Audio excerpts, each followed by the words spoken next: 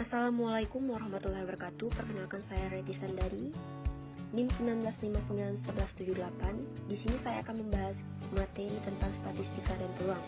Sebelumnya perkenalkan, saya dari lokal PGMI 3F. Saya akan membahas dua materi sekaligus, statistika dan peluang, oleh dosen pengampu Saripah Nasution MPD.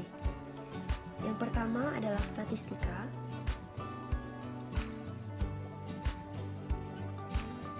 Pengertian statistika adalah ilmu yang berhubungan dengan cara-cara pengumpulan data, penyajian data, pengolahan atau penganalisis, dan penarikan kesimpulan berdasarkan kumpulan data dan penganalisan yang dilakukan. Ada beberapa statistika bagian dari statistika. Yang pertama, populasi dan sampel. Populasi adalah keseluruhan pengamatan yang menjadi perhatian kita, sedangkan sampel adalah suatu himpunan bagian dari populasi.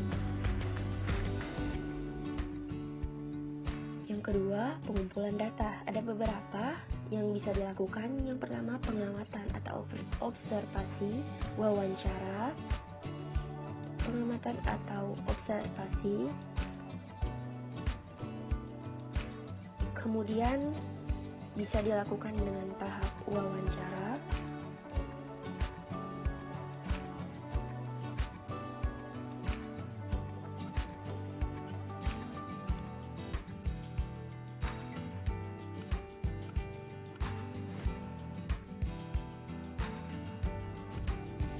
Atau pengumpulan angket.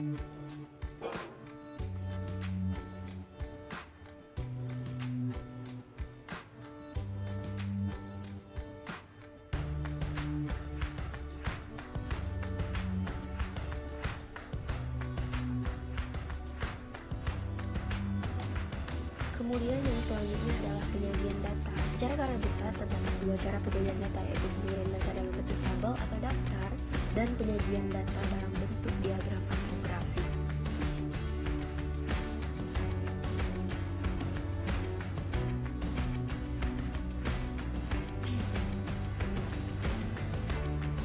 Yang pertama yaitu penyajian data. Penyajian data dalam bentuk tabel atau daftar tunggal, contohnya seperti tabel di samping, lalu berkelompok.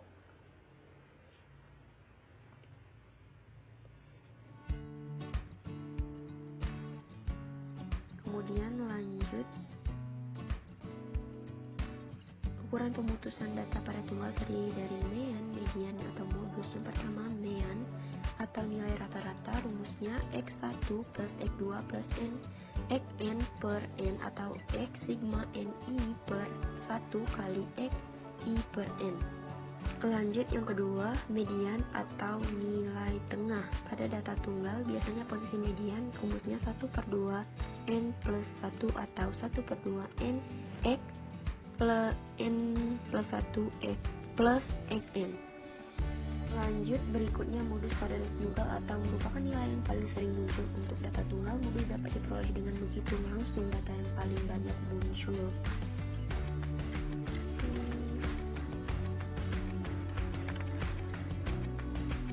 Kita lanjut ke contoh soal. Yang pertama, hasil ulangan siswa kelas 2 SMA mata pelajaran IPA yang dapat dari salah seorang murid selama 1 semester.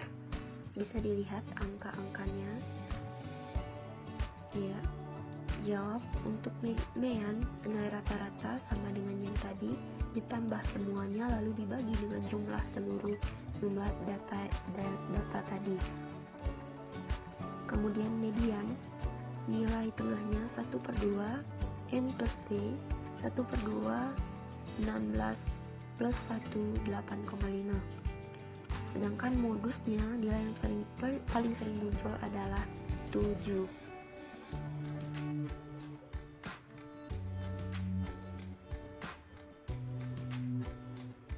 Lanjut, varian pada data tunggal.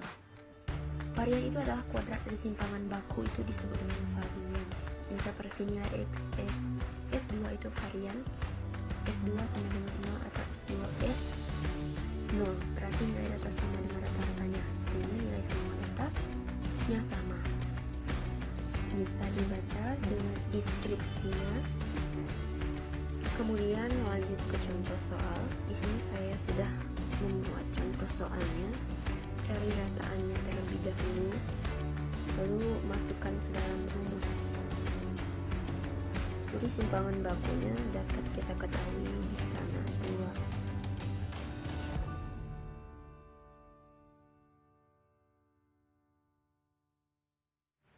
Lanjut penyajian data dalam bentuk diagram atau grafik.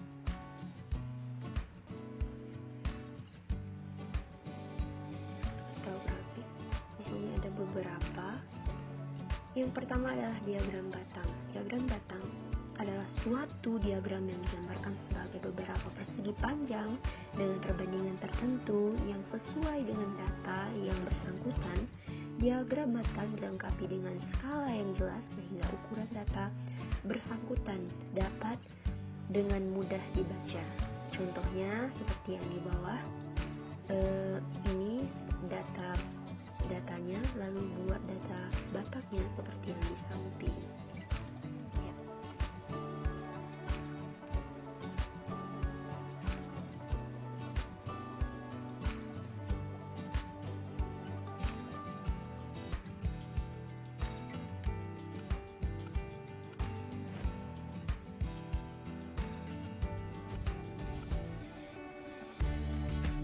Lanjut, yang kedua adalah diagram garis, yang merupakan diagram data yang digambarkan sebagai garis yang sesuai dengan data yang bersangkutan. Pada suatu diagram garis, sumbu mendata digunakan untuk menunjukkan waktu, sedangkan sumbu tegak digunakan untuk menunjukkan banyaknya data atau frekuensi. Untuk lebih jelasnya, ya, di diagram garis tersebut, perhatikan contoh dari data di sini akan dibuat diagram garisnya. Contohnya seperti yang telah saya buat, ya, yang ini.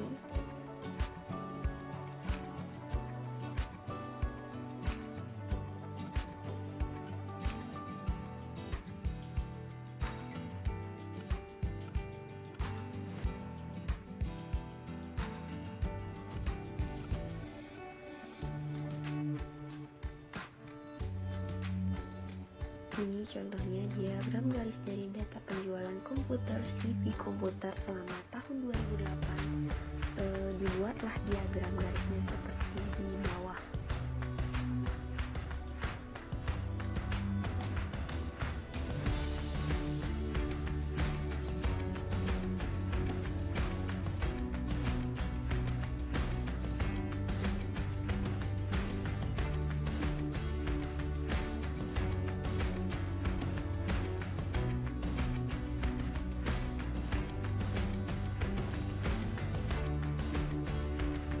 Selanjutnya diagram lingkaran.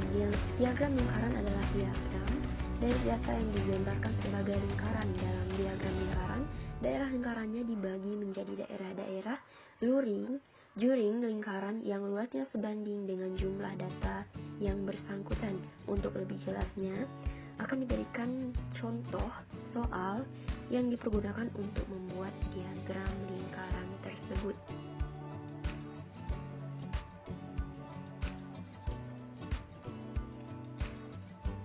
Maka akan didapat penyelesaiannya berupa, karena tadi 74%, maka akan dikali 100%. Dari semua penyelesaian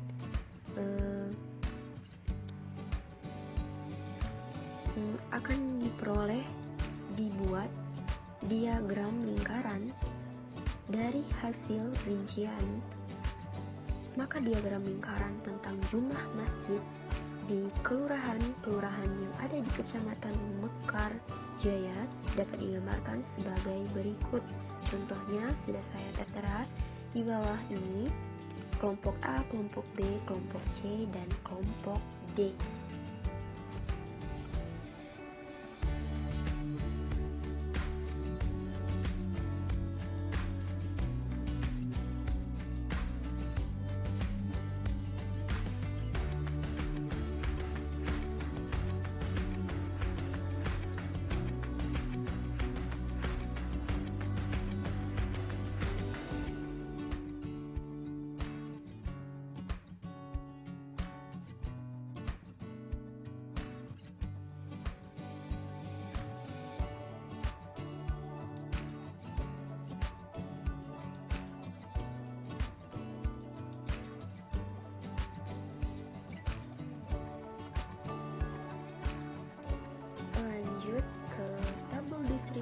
frekuensi dan grafiknya.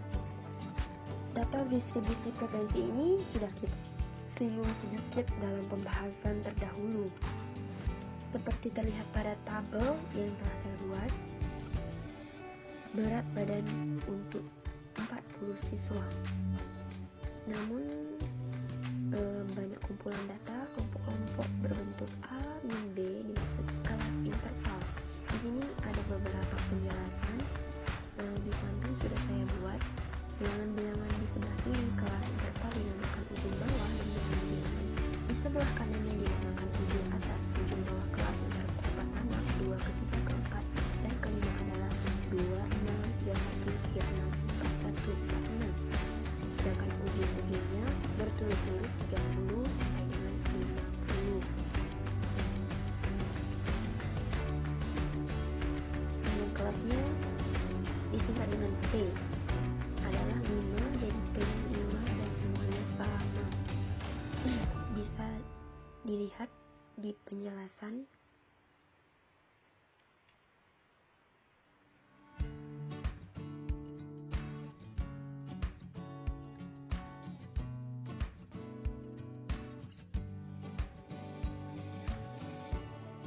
Untuk membuat tabel distribusi frekuensi itu ada beberapa langkah yang harus kita ikuti.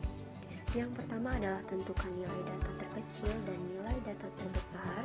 Yang kedua, tentukan nilai R atau rentang. R nilai data terbesar kurang nilai data terkecil. Kemudian, tentukan panjang kelas, interval, P sama dengan R per K. Jika harga P bernilai bilangan pecahan, maka Anda harus mengambil harga P bernilai bilangan bulat melalui pilihan bilangan yang dihasilkan. Contohnya, P sama dengan 40 per 6 sama dengan 6,67. Maka, boleh mengambil P6 atau P7. Yang kelima, tentukan ujung bawah kelas interval pertama.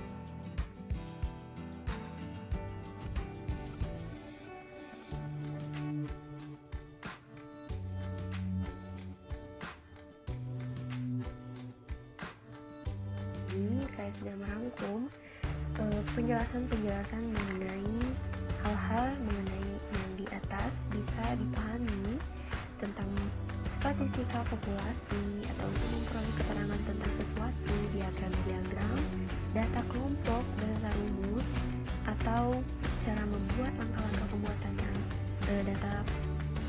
data frekuensi, distribusi frekuensi sudah dijelaskan.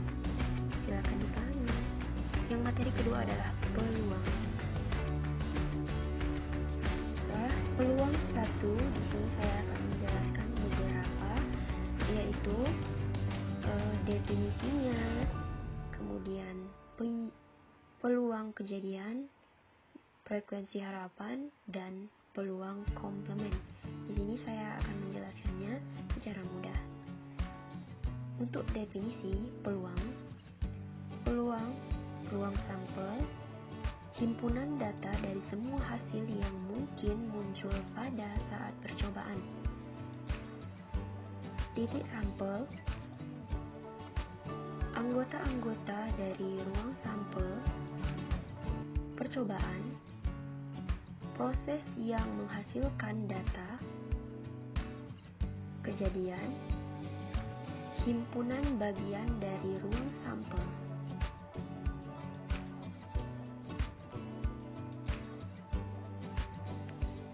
Kemudian ruang sampel.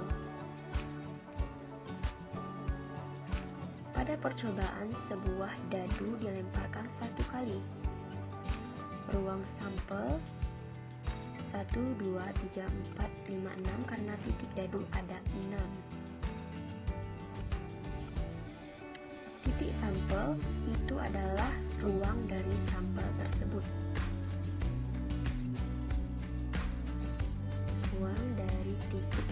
Ruang dari sampel tersebut titik sampel. Kejadian muncul mata dadu ganjil, maka dihitung 1, 3, 5. Kemudian kejadian muncul mata dadu genap 2, 4, 6. Kemudian menentukan ruang sampel. Contohnya 2 koin uang logam dilempar bersamaan.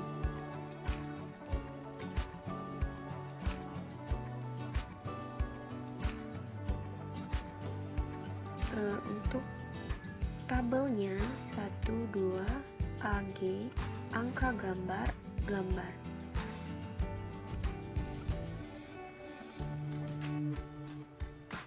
AA, angka-angka, AG, angka gambar, kemudian GA, gambar angka, lalu GG, gambar-gambar.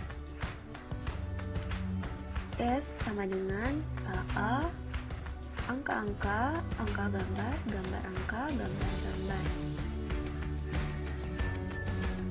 Banyaknya titik sampel pada ruang sampel, bisa lihat N sama dengan 4 karena ada 4, AA, AG, GA, dan GG. Kemudian menggunakan pohon faktor. Ini juga cukup mudah. Hitung saja 1, 2, 3, 4. Sama dengan yang di atas 4. Lanjut menentukan ruang sampel. Contohnya 3 koin uang logam dilempar bersamaan. Menggunakan tabel itu 1/2, 1 plus 2 dan 3 angka gambar. Untuk 1/2 AA, AG, GA, dan GG.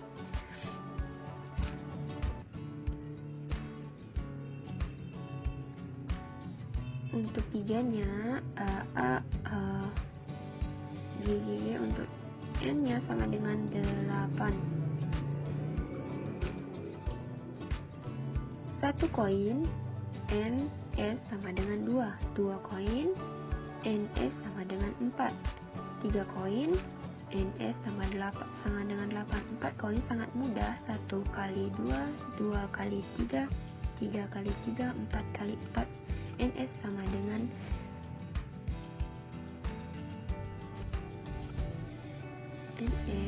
4 koin itu sama dengan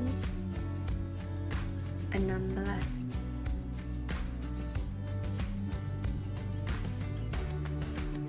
Kemudian menentukan ruang sampel. 2 dadu dilemparkan bersamaan. Untuk tabelnya bisa dipergunakan seperti ini. Dadu 1,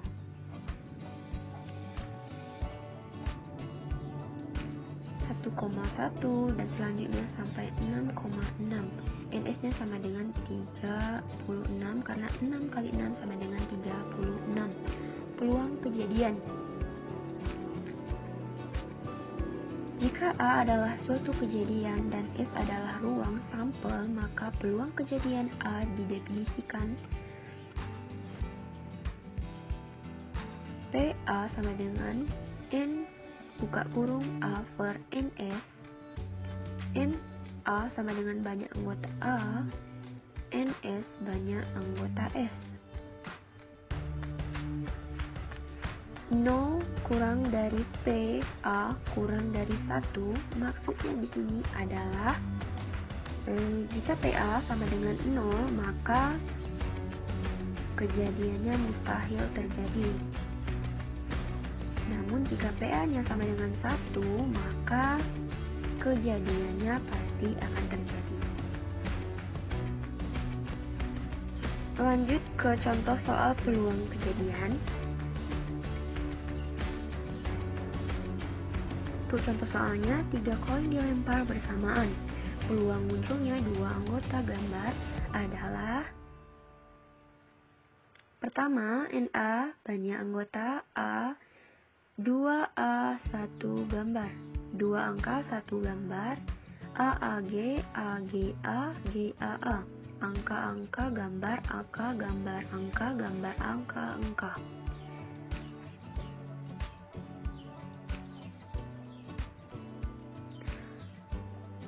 NA sama dengan 3, NF 3 koin sama dengan 3 koin itu dari awal tadi 8.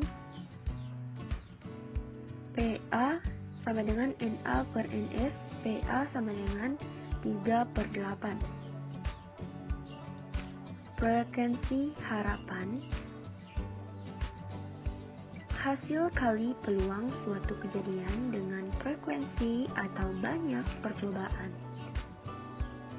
Dengan rumus, frekuensi harapan A sama dengan FA kali N.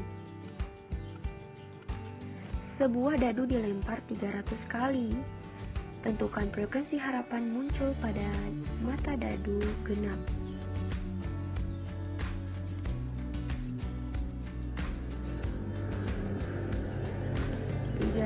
Kali munculnya mata dadu genap.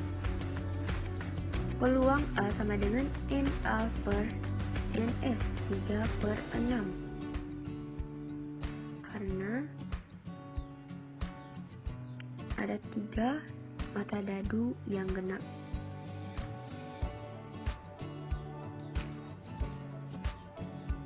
Ini dibagi diperkecil menjadi 1/2. FH sama dengan A, maka peluang A kali N. Frekuensi harapan sama dengan 1/2 kali 300. FAH sama dengan 150. 1 kali 300 dibagi 2. Maka hasilnya adalah 150. Lanjut, peluang komplement. Peluang komplement ini merupakan komplement suatu kejadian A terjadi sama, artinya dengan kejadian A tidak terjadi. Peluang A, peluang kejadian A. Peluang A, peluang kejadian bukan A. Interval PA interval PA sama dengan 1 dikurang C buka kurung A. Dari seperempat kartu berikut, diambil 1 kartu secara acak. Tentukan peluang terambil bukan kartu king. Peluang A, peluang terambilnya kartu king sama dengan 4/52. Peluang kejadian bukan A, peluang terambilnya sama dengan 1 dikurang peluang buka kurung A sama dengan 1/52 1 kurang 4/52.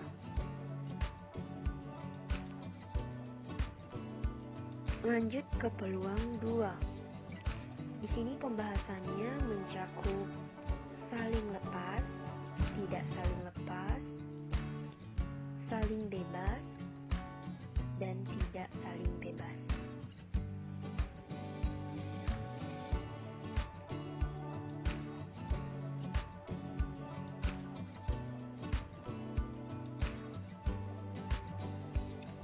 Yang pertama, saling lepas. 2 kejadian A dan B dikatakan saling lepas jika kejadian A terjadi. B tidak mungkin terjadi secara bersama-sama. Ini contohnya. P gabungan AB, P A plus PB, P gabungan B peluang kejadian A atau B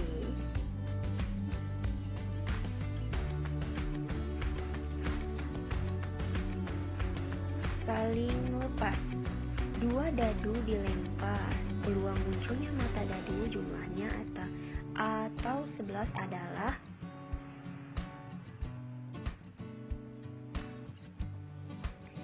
ini contoh soalnya. Dadu 1 plus dadu 2 sama dengan 10.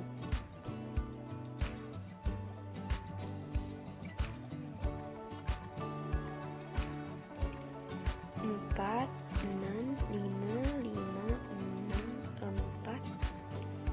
Untuk dadu plus 1 dadu 2, 5, 6, 6, 5. P gabungan B sama dengan PA plus PB. PA 3 per 3, 6.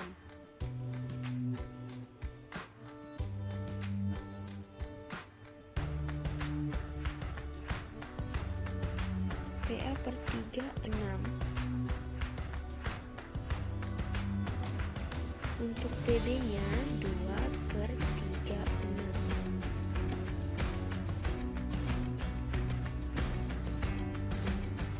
Dari rumus maka didapatlah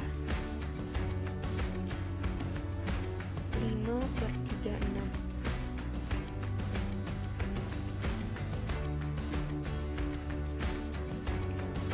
Selanjutnya tidak saling lepas. Dua kejadian A dan B dikatakan tidak saling lepas jika kejadian B dapat terjadi bersama-sama. Contohnya irisan A, irisan B. Dua kejadian tidak saling lepas. A gabungan B sama dengan PA plus PB kurang PA irisan B. Maka PA gabungan B peluang kejadian A atau B, kemudian PA irisan B peluang kejadian A dan B.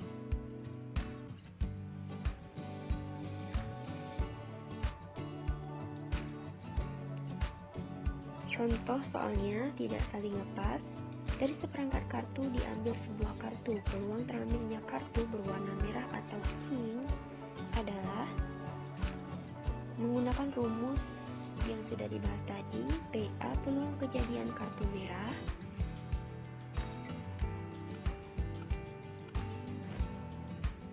PA sama dengan 26 per 52 sesuai dengan kartu. Yang PB peluang kejadian kartu king. PA 4 per 52 karena ada 4 kartunya. Yang P irisan B peluang kejadian kartu king warna merah.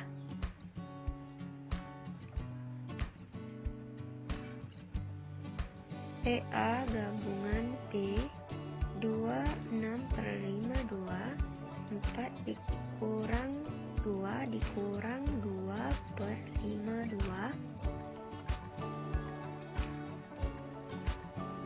maka hasilnya sama dengan 28 per 52.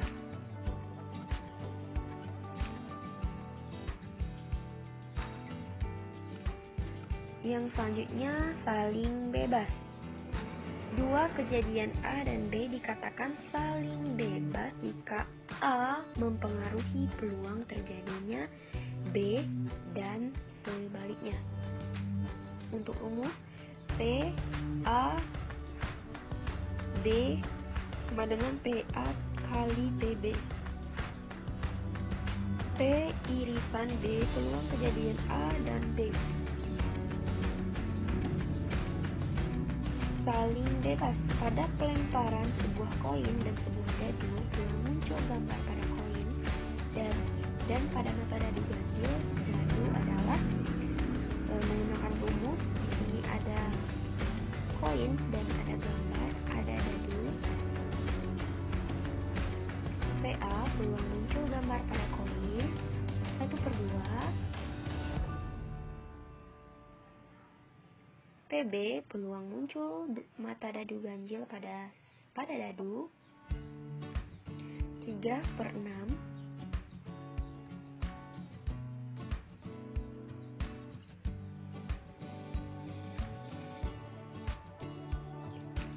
ini diperkecil menjadi 1/3, maka B sama dengan 1/2 dikali 1/B sama dengan 1/4. Lanjut, peluang bersyarat.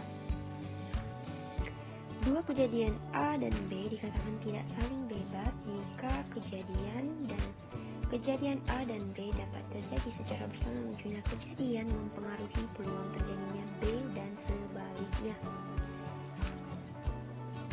Jika A dan B dua kejadian bersyarat, maka satu peluang kejadian A dan bersyarat kejadian B terjadi dahulu. Dengan rumus seperti yang ini, PB tidak sama dengan 0. Peluang kejadian B dengan syarat kejadian A terjadi dahulu. Dengan rumus yang ini,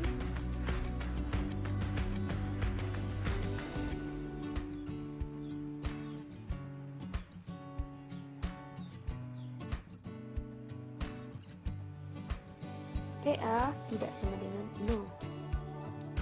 Bersyarat, ini contohnya dua buah dadu dilempar undi bersama, tentukan peluang. Semua jumlah mata dadu lebih besar dari 9 dengan syarat dadu pertimbangan muncul 5. Peluang sampelnya muncul mata dadu pertama 5 kali 5,1, 5,2, 5,3, 3, maka hasilnya sama dengan itu. Kejadian A adalah kejadian mata dadu berjumlah lebih dari dalam ruang sampel tersebut.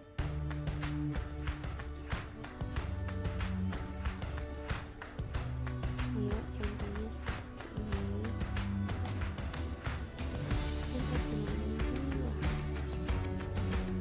Peluang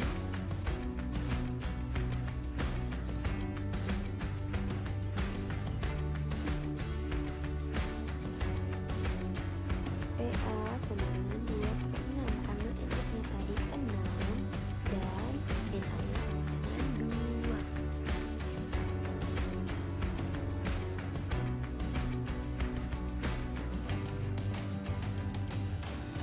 Kemudian bersyarat contoh yang selanjutnya, dua buah dadu dilempar undi bersama, tentukan peluang muat jumlah mata dadu lebih besar dari 9 dengan syarat dadu pertimbangan muncul 5. Dengan rumus peluang jumlah mata dadu lebih dari 9, maka hasilnya dengan 2/36. Kemudian PB, penjumlahan dadu pertama 5,1 dengan kelanjutannya. Jumlahnya ada 6/36, maka 2/36 per 6/36 jumlahnya sama dengan 2/6, sama dengan hasil yang pertama tadi. Demikianlah penjelasan singkat mengenai statistika dan peluang. Mohon maaf jika terdapat kesalahan. Saya akhiri. Wassalamualaikum warahmatullahi wabarakatuh. Terima kasih untuk yang sudah menonton, dan jangan lupa like, comment, and subscribe.